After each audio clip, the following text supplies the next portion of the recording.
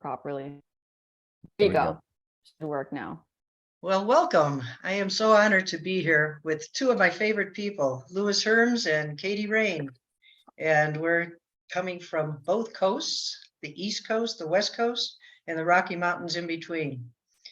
Anyways, we're all here because Louis got us all started with We the People and the Truth Tour. And we want to continue with that message. At this time, I'd like you to introduce yourselves. Louis? Sure, ladies first. Katie. All right, my name's Katie Raine. I'm originally from Canada. I've spent a chunk of my time recently in the US, traveling around with the Truth Tour.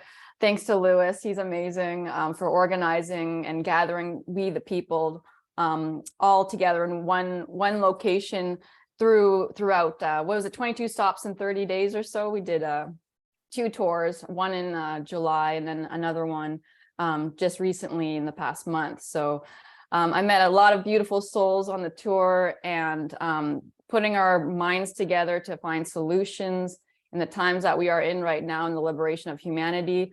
My background is more of the galactic aspect. And so I come kind of from that angle, but along with, it's right now with the Q team, it's a mixture, and the Earth Alliance is a mixture of the galactics as well as the military. So everything is united at the very top. So I'm coming from that perspective. Beautiful. My name's Louis Herms. I've got multiple platforms, I guess, ScubaGov, Freedom in Action, and the Truth Tour. And I'm just honestly, I come from a very diverse background of marketing and construction, kind of don't go together, a lot of sports. And for some reason, I ended up just being guided that if we the people don't figure this out, it's never going to be completely done.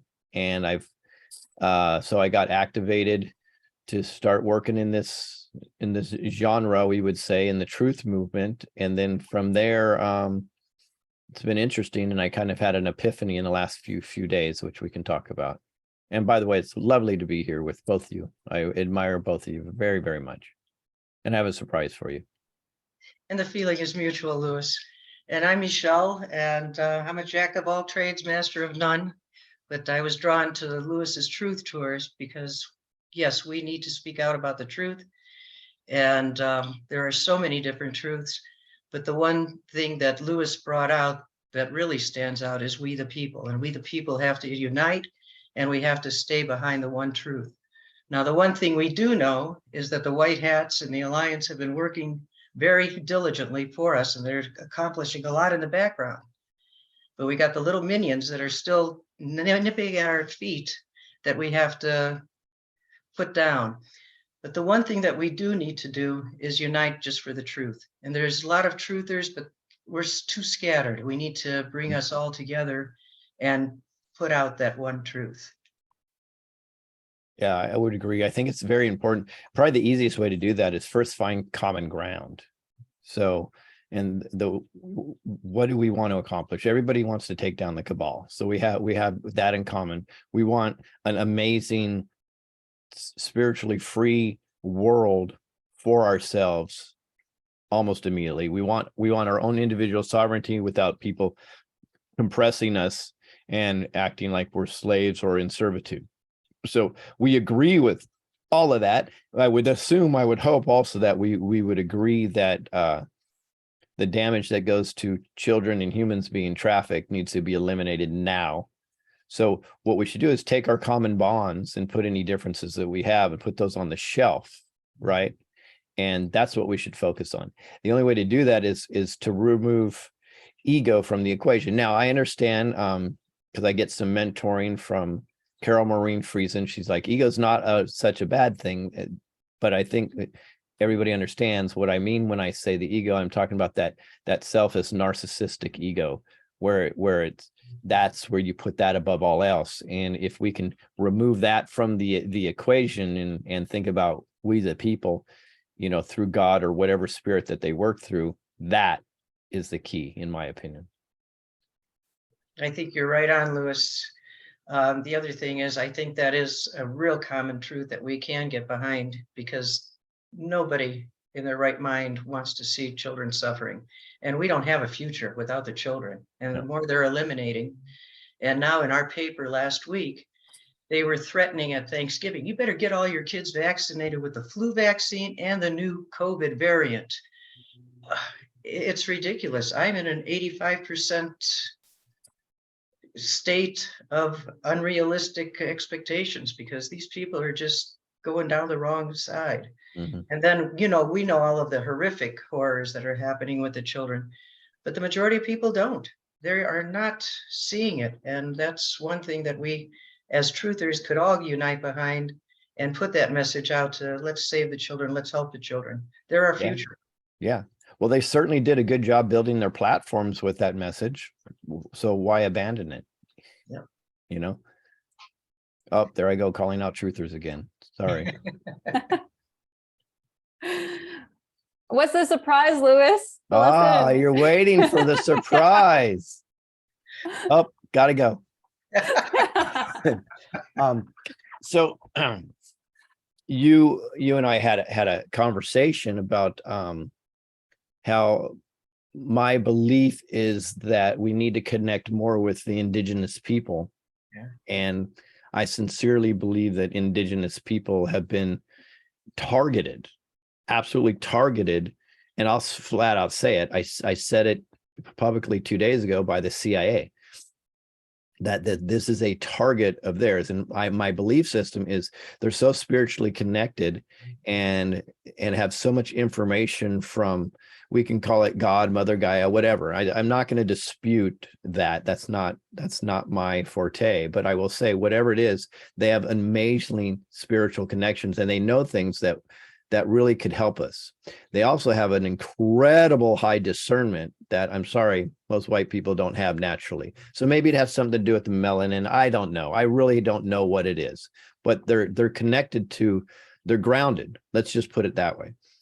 So you and I talked that we really need to find a way to connect with them. So I believe in manifesting. I'm not saying I manifested this, but I was drawn to Phoenix for this whole election debacle. And I was disappointed in the showing there, because I think we had 100 people there, 80 something when I was there.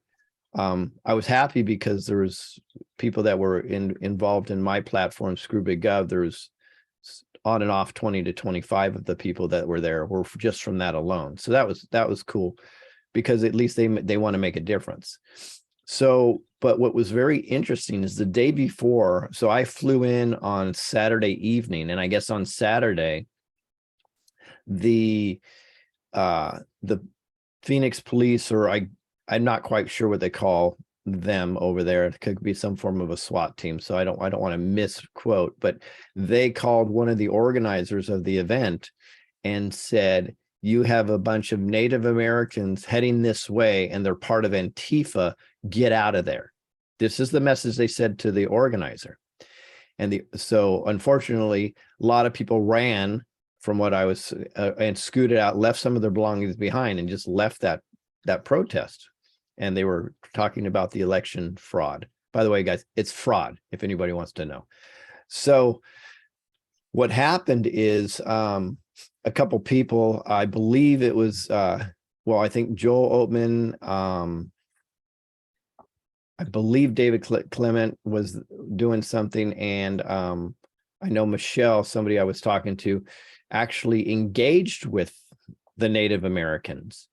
And you know what they were doing? They were doing a form of a vigil, because their women have been trafficked off of their reservations, and they're attacking their food and their water sources also. And they said, we're done with it. So we are going to come out in public. So Joe and the team over there had the courage to say, well, why don't you come up on stage and speak?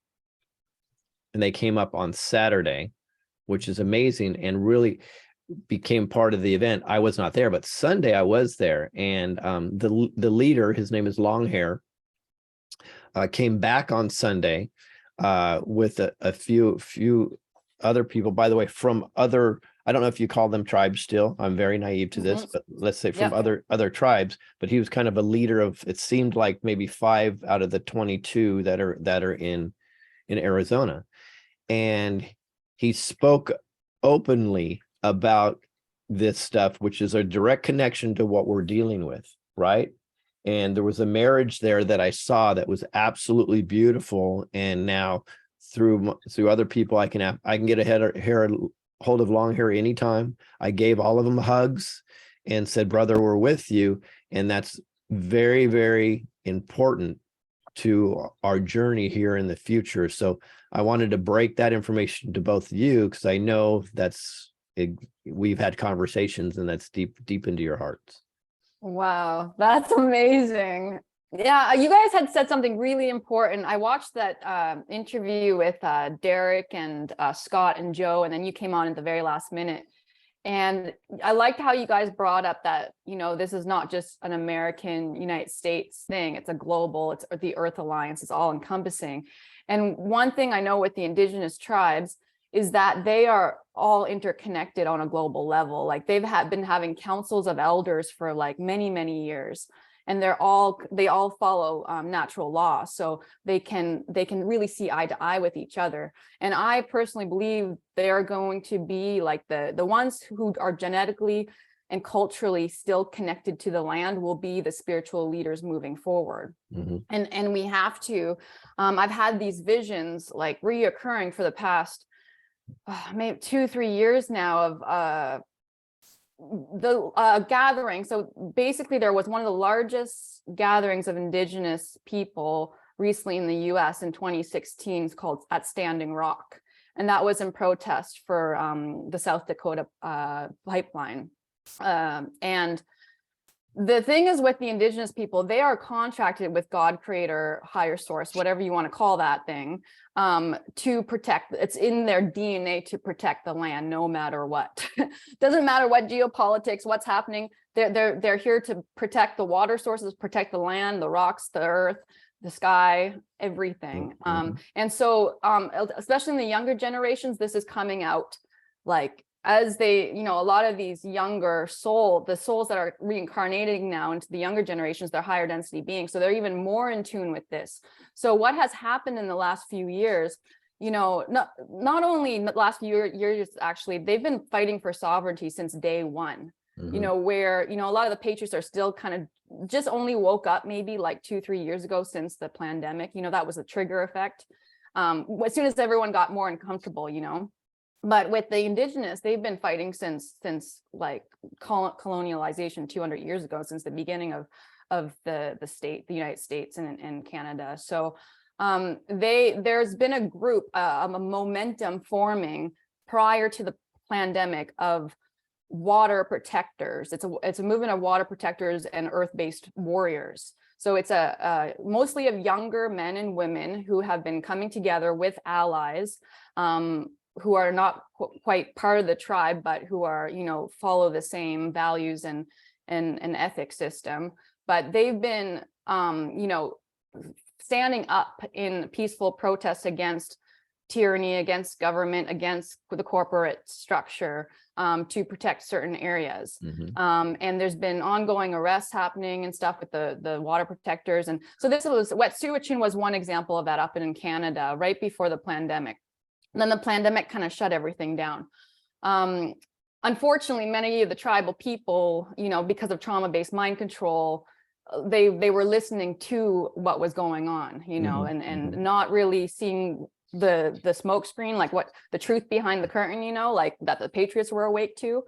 And so for the longest time, for about 2 years now, I've had this vision of something much bigger than Standing Rock happening, a gathering of the patriots and of the indigenous tribes, and like merging and coming together like down the backbone of Turtle Island. And Turtle Island is what they refer to the North American continent as. There never used to be a border, and a lot of their territories actually go across the border. So it's quite a new, like they never, there's actually some of them that still go to and from, and they're just like, screw the, screw the corporation. Like they don't even listen. which is amazing because they are sovereign, and a Yeah. lot of the treaty lands are sovereign lands. So I see us actually like joining, like the minute we join forces, because the Patriot movement and the Indigenous or water protector movement, it's like those two forces combined would be unstoppable. And one has what the other hasn't. So it's like we both would fulfill and complete each other. Like we do need, the Patriots aren't solidly grounded or connected to the land, as you would say. That aspect of them has been removed through perhaps ego, pride, you know, not, for example, the Constitution, the fact that the Constitution's, the first drafting of the Constitution, not even acknowledged that it's drafted from the Iroquois Confederation. And actually I've been doing quite a bit of reading myself, but the War of Independence, the reason the Patriots were motivated to actually uprise and challenge the monarchy was because they witnessed the Iroquois Confederation happily living in peace and freedom amongst each other. And they're like, well, we want that. We want to live like that way, you know, and that's what triggered them to, you know, we'll start learning from their Indigenous brothers and sisters and learning those ways. But through the ego and pride, they kind of twisted it and made it their own thing. Instead of just, you know, maybe listen to the people who've been here for thousands and thousands of years and, you know, learn a bit more about them and how to connect to the land, because actually our power is truly in the land. It's not outside of us. It's like, you know, the more we're spiritually connected to the soil under our feet, the more we actually power and connection we actually have. And the Indigenous people have known this for thousands of years. And that's why you just look at pictures of them prior to residential school systems, they're just like glowing, like the foods were not toxic. They had flourishing ecosystems. They not only sustainably lived in a sustainable way, but they enhanced the ecosystem. So for example, one family would be assigned to stewardship over one river that had a salmon run, and they would selectively, they understood the mechanics of how all life forms are interwovenly, intimately connected to each other, that they could, from generations of this wisdom being passed down, they understood like which salmons to take out to create a stronger run, and how they could take certain salmons from one stream and transplant it into another to make the run actually stronger. So not only did they like have an abundance of food, but they actually enhanced the systems around them and made more abundance.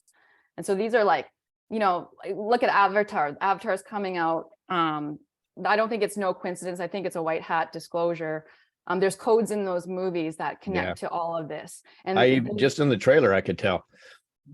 Yeah, and there's one coming out in 2 weeks. Right. There's the third one's coming out two years after that, and then in 2026 a fourth one. And it speaks of these things. And you know, we've all had many lifetimes on this planet. Reincarnation does exist. And so many of us have lived lifetimes as Indigenous people on this soil, on Turtle Island. So we have this information in our field. And for me personally, when I first moved out west in Canada, where the Indigenous cultures are still quite alive and connected, I got the pleasure of I was blessed to spend some time with and make friends with some of the Indigenous people, and they invited me into their community. And this was like in my mid-20s, and I remember sitting around the table and they're talking about like the spirit world, like it's just like regular occurrence, you know. It's just like all of these talking about their other sense, like their psychic senses, like, you know, it's like you're seeing things with your own two eyes. It was just like, right. Wow. And like my whole childhood, I was like, thought I was the crazy one. I'm like, these are my people. I'm like, oh my God. And so like spending time with them actually reconnected me more to myself and empower. And when you reconnect more to your soul, that's empowerment and that's sovereignty. So yeah, we definitely, we need to come together. That's how we build a strong foundation. Obviously we failed with the independent war, you know, because there were cracks in the foundation and the dark got through. Because we weren't intimately bound as brother and sister. And so now I see the times we're in is like a parallel to those times where you have all these different factions, but now we have the chance to come back into right relationship and actually because of the children, because that's what's going to strongly link us, is that we're going to be unstoppable moving forward, but we're going to do it right this time. And that's where I think the Patriots have to come in and be the bridge between working with the indigenous peoples to get that grounding, but also to realize that, yes, in the background, a lot has been done. Number one, the government is gone as we know it. That construct is completely gone. And we have to start working with that community again. And that's what we're going to go to. Mm-hmm. So, yes. Yeah, we have to, we also have to understand the origins of all of this. The division between the indigenous people and the people that occupy their land, let's just be honest about that, was created intentionally because that's the way cabal cannot run without division. So what happens is if you notice in Africa, right, it's very hard for many places in Africa to find water, food, shelter, right? In South America and Central America, same challenges that go on. And that's if you've ever been down there or know about it, it's just absolutely gorgeous. There's some gorgeous places down there. And then if you look at the Native Americans and how the way they were treated here, but the indigenous are all worldwide, just like Katie said. That could be Aborigines, by the way. It could be in anything that you can imagine. The indigenous people are indigenous to that land. So, but what's interesting about this and sad at the same time is, this is my opinion, but I believe people in general historically that have a darker color skin for some reason resonate at a higher vibration than say I do, right? So they gather information and they could discern a lot easier. I think the bad guys figured that out a millennia ago, literally 1,000 years ago. So they became the attacked. So it's not an accident. Now, the media would tell you it's something different, but it's not an accident, in my opinion, that the lands that have indigenous people and people of color are absolutely being attacked from a financial standpoint and physical standpoint. And my meaning behind that is, if you keep everybody busy having to just scrape for one meal a day, right? They cannot go out there and inform people of what's really going on, what the connection between earth and sky is, what the connection between water and humans are, because we're 80% water. They cannot discuss that because they have to scrape to survive.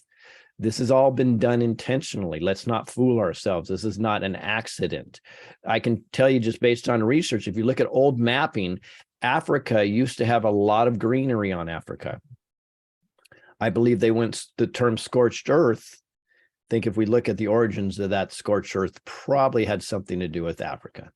So my point with that is we have to know what we're against.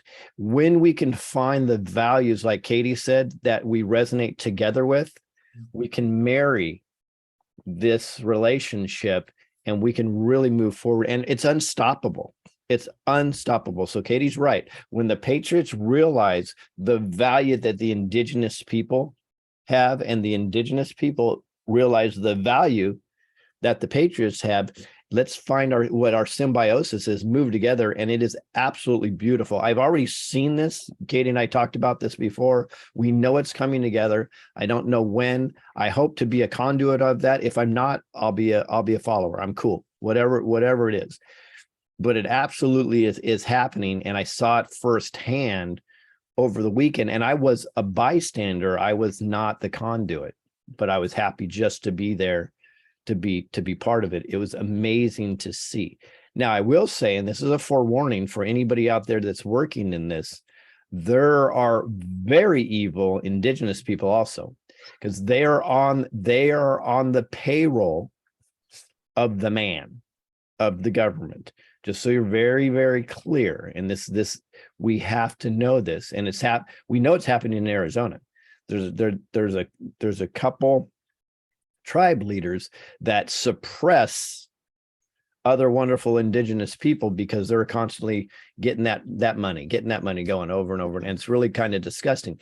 But the nice thing now is I'm seeing it because I saw it firsthand, is there are leaders that are willing to speak up against that. And he said, hey, if they come get me now, they come get me now. He says, I'm brave, I'm here, and I'm ready just to disclose the truth. So we're in a beautiful, beautiful time.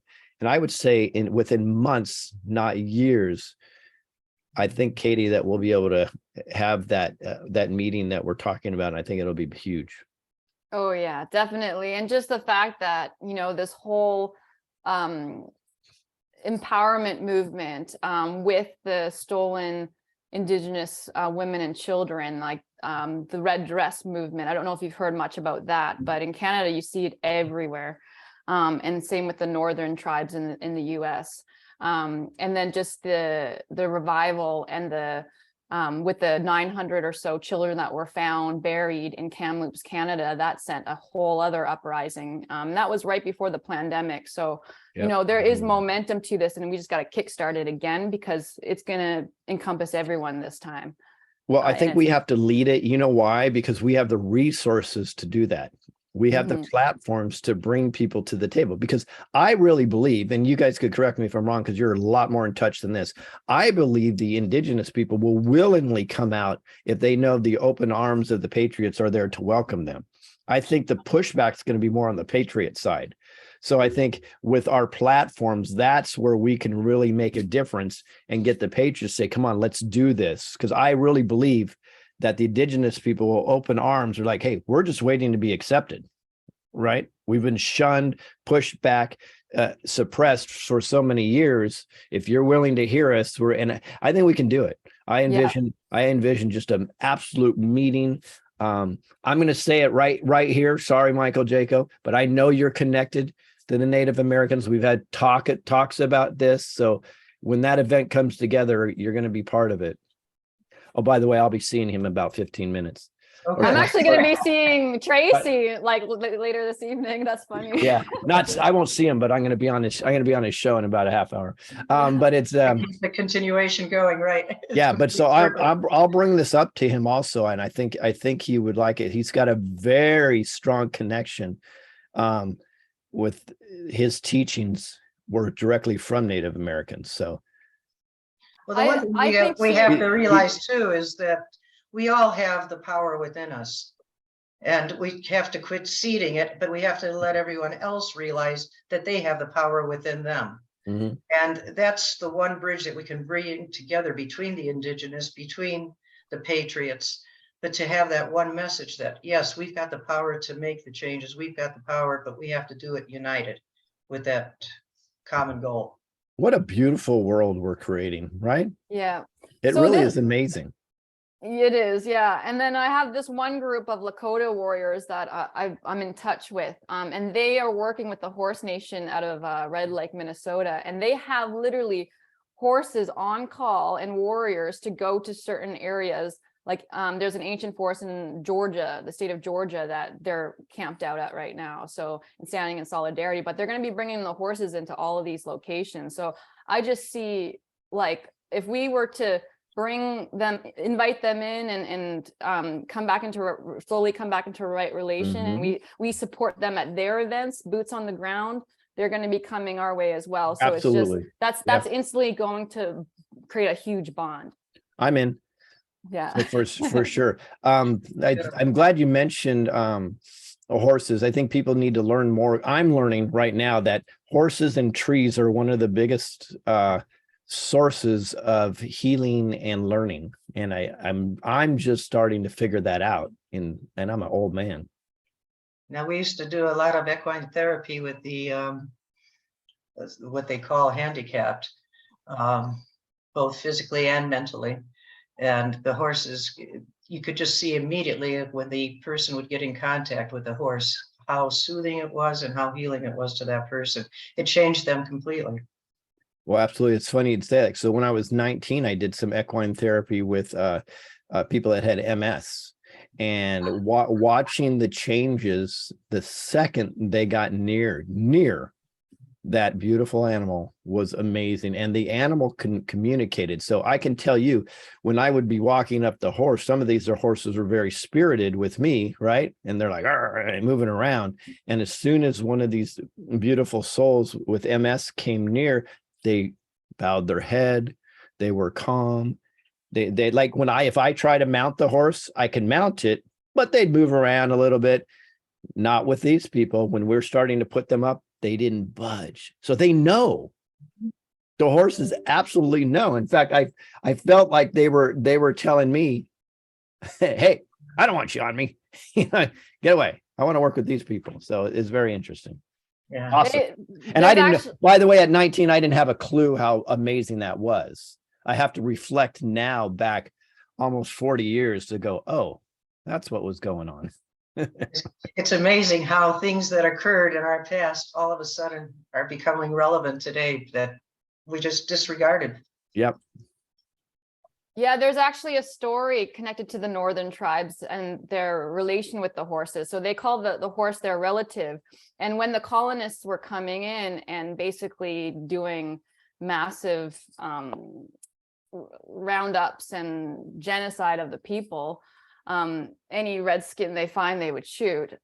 They came across a group of warriors on their horses, and it was a massive group of colonists. So they knew they didn't stand a chance. And the horses literally just took off like, and they knew where to go to bring the warriors intuitively to bring them to safety, but they ran so fast to the point where they exhausted themselves to death, the horses. But in the end, they saved the warriors. So like, they remember the horses being their ally in that way, and that they gave their life to the warriors to protect the tribe. So that's how like intimate these relationships and connections are. They go back. So they're rekindling that and bringing the horses back in.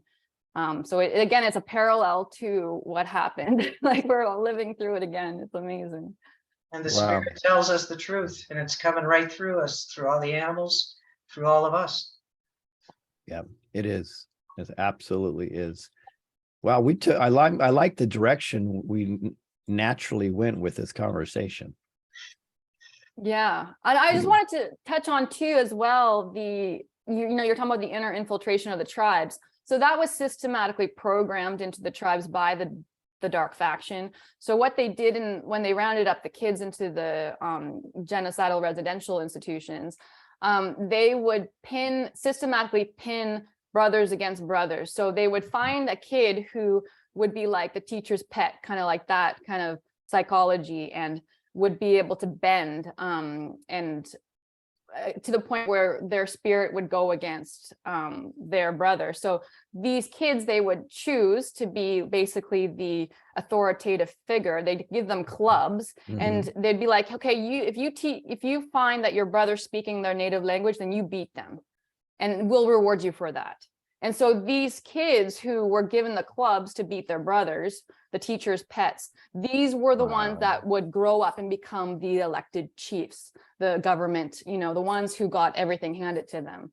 Because so it's all like, it's crazy how systematic and how the psyops behind this, it's just, it's amazing. So I would say 3-letter agencies did that. You would say intergalactic, or combination of both? Well, 3-letter agencies that were run by the dark faction galactics. Okay. So the Orion group, who are experts at human psyche. They know that our human psyche more than how we know it, and that's how they've been able to control us. So Katie, can I ask, do you get your information through downloads or from digging, or how does the information come to you? Well, I have an Andromedan contact who's connected to my star family, who is one of my main guides. So I speak to him telepathically. I also have an inner earth being who I communicate to, and she's the guardian of the ship that I'm here to resurrect. I also have been in touch with recently some of the Earth Alliance galactic. So my contact, Auntie, he does work alongside the Earth Alliance, but I've been connected to even more of the galactics now. So I communicate with all different sides, and And so I pull, when he speaks to me, it's like his English is not that great. So it's more of he brings in information holographically when I connect to him telepathically, and through it will showcase as like, I don't know, a download, or sometimes I won't process it until like 2-3 days later. And then I'll just be pulling it, like it'll just be coming in, streaming in. So information just comes. Yeah, it's kind of sometimes I'll say things, I'm like, where the hell did that come from? I didn't even know, like, it just I say stuff that I don't even know, like, where it even comes from, or, so it's just, it gets downloaded into my consciousness. So yeah, it's hard to explain. I operate purely out of my 9 senses. So I wouldn't be, because I can't physically see the ships that we're resurrecting. We can't physically see them right now because we're not in resonance with them, because time isn't linear, like we've been programmed to think, and the galactics don't look at it that way. It's more of a spiral. So we're coming into resonance to meet and experience an event, and so with the ships, that's kind of what's happening right now. And so in order to get information and to be guided and directed, I have to use my clairsentience, I have to use my telepathy, I have to use my clairvoyance, my claircognizance, my all those other intuitive abilities to communicate multidimensionally. So, and this is, again, going back to the indigenous tribes, this is normal to them. Like, you meet any indigenous person and they're all clairvoyant, basically. Yeah, that's what I found too. But then that's what I was saying, that's why they're being attacked, because it's natural for them. Yeah. Well, and you just think of it too, like, we've only been here, and I'm speaking just in terms of like the Europeans migrating over to Turtle Island. It's only been like 300-400 years, where they've been on the land here untouched for like 12,000 plus years. So, it's only a tiny sliver of time that we've come and kind of interrupted things. So, they're still very much ancestrally connected to their abilities and culture. And it's coming back full force in them, because the youth, especially, they are coming in like full on, like ancestral lined, healed, trauma released, and like their solar plexus is fully open and they're ready to go, Wow. And yeah, it's amazing, some of the youth that are coming in right now. So, but I believe that's going around worldwide. I mean, planetary wise, with all of the indigenous peoples, not just here in the United States, North America.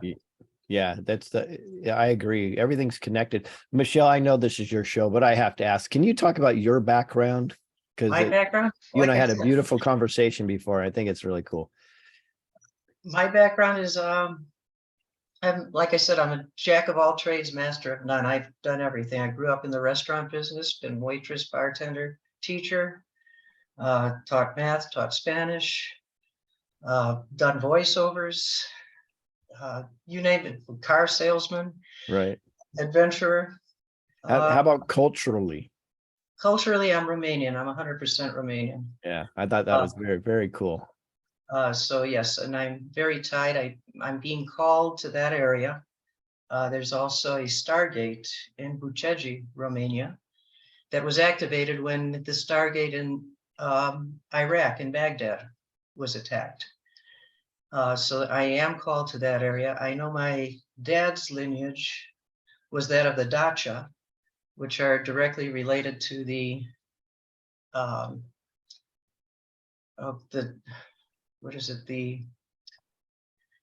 anyways, the lineage directly out of that goes from the Christ line down into Istanbul and that area.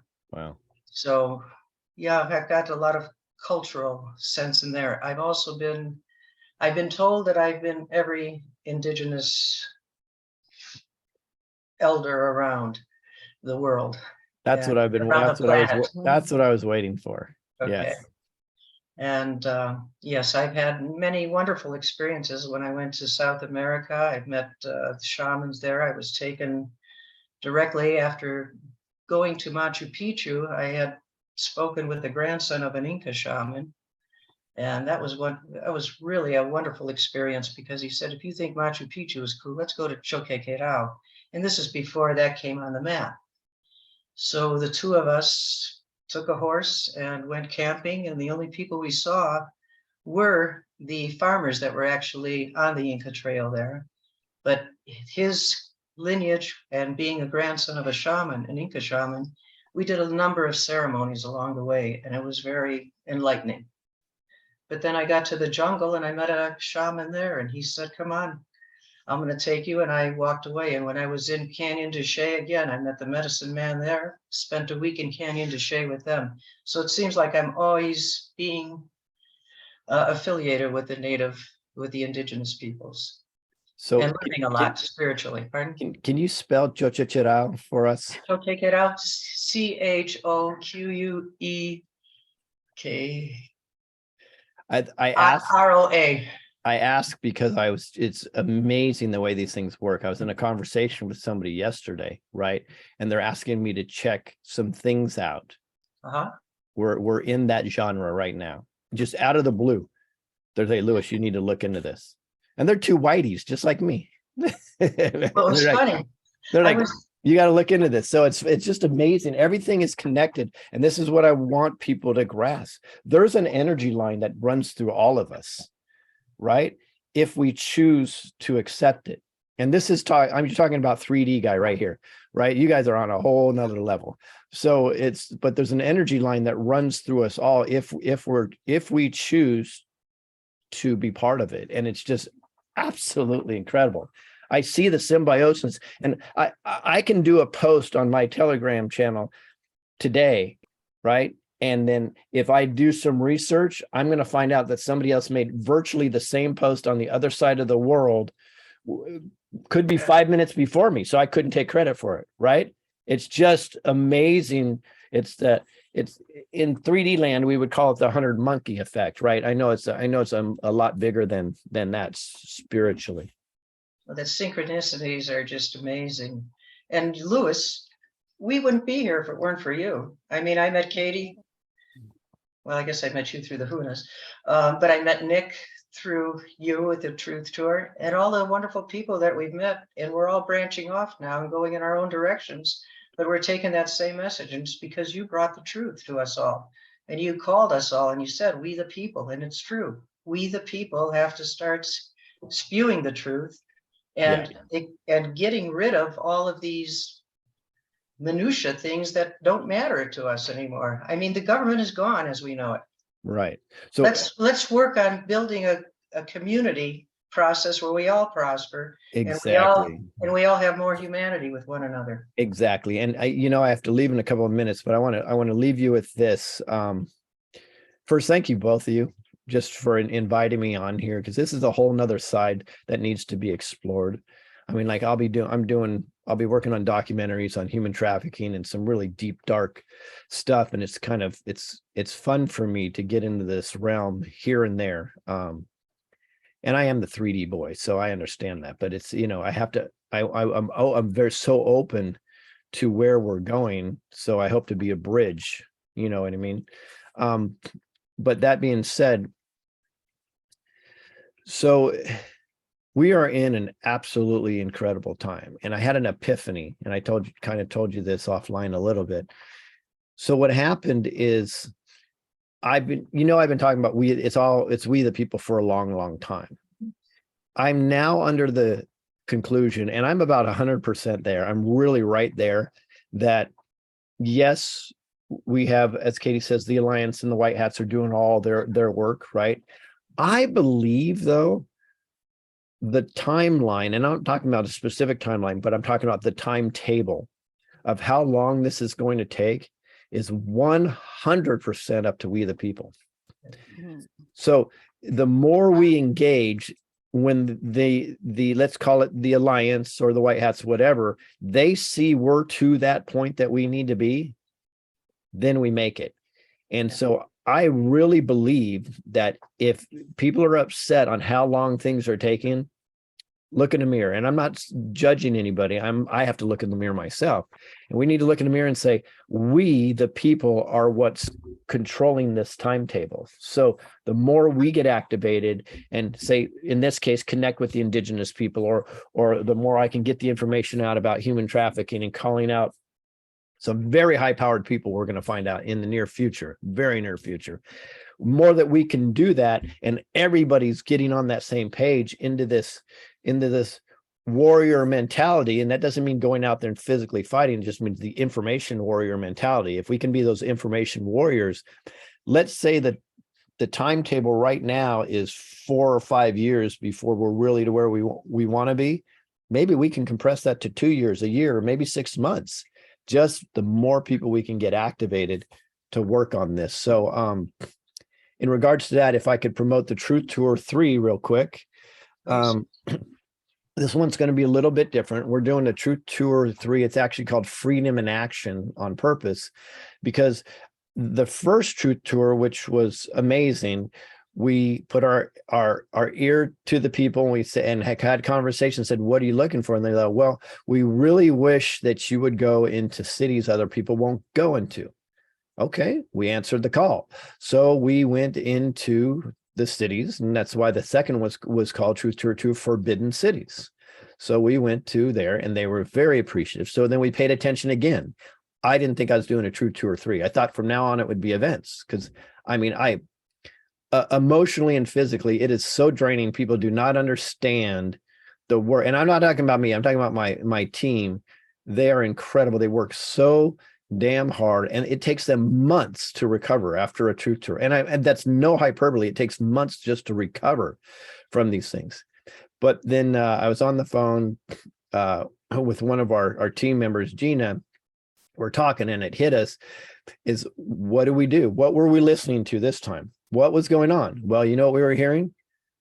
What can I do? How do I get involved? How can I make a difference? And we go, okay. So we created this Truth Tour 3 that starts January 14th. We're going to 26 cities in 16 days.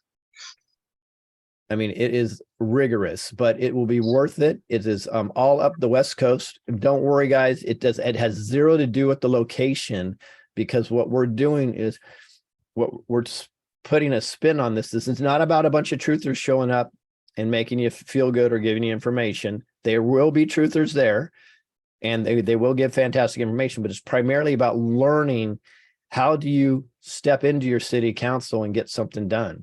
How do you go into your school board and get something done? How do you use leverage with or against your county sheriff, because that's the most powerful person in your county? How do you do all these things? How do you organize a meeting in your area? We're going to give the tools, and we have so much amazing things that are coming out on that, because the epiphany again was we the people. It's up to us to shorten this timetable. So how do we do that? We just have to engage. So if you're watching online for free, it's going to be very impactful also, because everything we're going to upload onto our websites, all the forms, the documents, the processes, for free. So people can just go to freedominaction.net.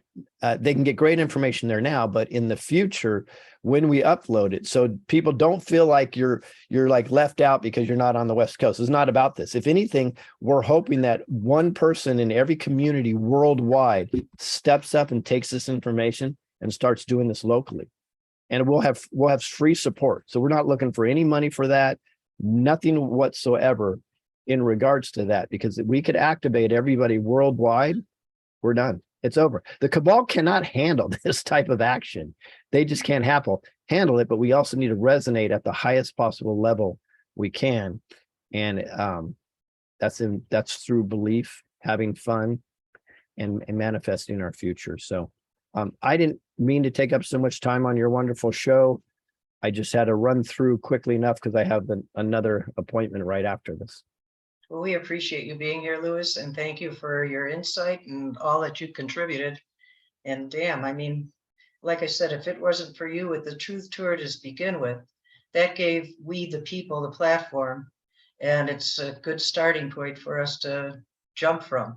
But again, it's got to be we the people, and that's the message I keep getting downloaded, is we the people have to stand up and say, we want the truth. You have the truth. You guys, thank God for the White Hats, the Alliance, our galactic helpers, but they cannot do everything for us. We've got to do it.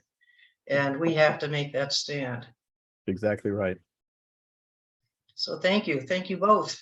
Kate, Thank you. Thank you both. Thank you so much. love you guys. Bye, Love ladies. you. Take care.